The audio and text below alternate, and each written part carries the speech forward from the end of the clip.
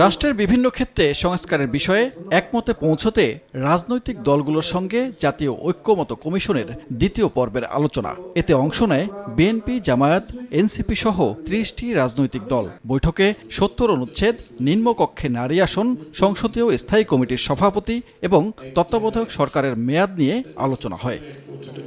BNP জানায় ৭০ অনুচ্ছেদ অনুযায়ী আস্থা ভোট না থাকলে সরকার পরিচালনায় স্থায়িত্ব থাকবে না, বারবার পরিবর্তন হবে সরকার।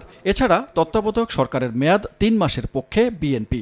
অর্থ বিল, আস্থা ভোট, সংবিধান সংশোধনী সংক্রান্ত এবং জাতীয় নিরাপত্তার প্রশ্ন জড়িত আছে সেই বিষয়গুলো বাদে অন্য সকল বিষয়ে সংসদ সদস্যগণ স্বাধীনভাবে তাদের মতামত ব্যক্ত করতে পারবেন এবং ভোটাধিকার প্রয়োগ করতে পারবেন নিজের দলের বিরুদ্ধেও। বৈঠকে অর্থ বিলের পাশাপাশি আস্থা ভোট থাকার পক্ষে জাতীয় নাগরিক পার্টি। তাদের দাবি, সংসদ সদস্যদের স্বাধীনতা যেমন দরকার তেমনি দরকার সরকারের স্থিতিশীলতা। রাষ্ট্রপতি নির্বাচন কিংবা জাতীয় নিরাপত্তা, এই দুইটি ইস্যু এটার মধ্যে যদি আনা হয়, আমরা মনে করি এটা একটা অস্পষ্ট এমন একটা গ্রাউন্ড তৈরি করে যেটার মধ্য দিয়ে আবার সবকিছুকে নিয়ে চলে আসা যায়।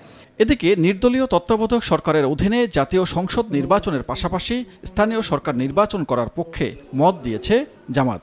কমিশনের পক্ষ থেকে শুধু এই শব্দটাই ছিল যে অর্থ বিলে ছাড়া আর বাকি সব বিষয়ে তারা ডিফার করতে পারবে। প্রায় সকল দলগুলো এই বিষয়ে ঐকমত্য পোষণ করেছে।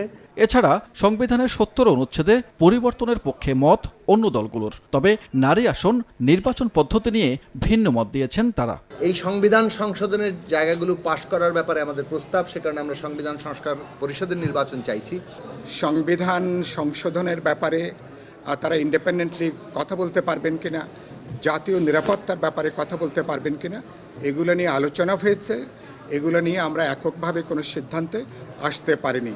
এদিকে সংস্কার কমিশনের প্রস্তাবই চূড়ান্ত নয় বলে জানায় ঐক্যমত্য কমিশন। তারা বলছেন, দলগুলো যেসব মতামত দিয়েছে তার আলোকেই করা হবে জুলাই সনদ। আমরা সেই পরিবর্তনের জায়গাটাকেই বরঞ্চ ধরব, যে সেটাকেই আমরা জাতীয় সনদে অন্তর্ভুক্ত করতে চাই এবং সেটা আপনাদের সম্মতির ভিত্তিতেই চাই। এটা তো কমিশনের একার সিদ্ধান্ত নয়, আপনাদের সকলের সম্মতি থাকলে আমরা সেভাবে সেটাকে অন্তর্ভুক্ত করব।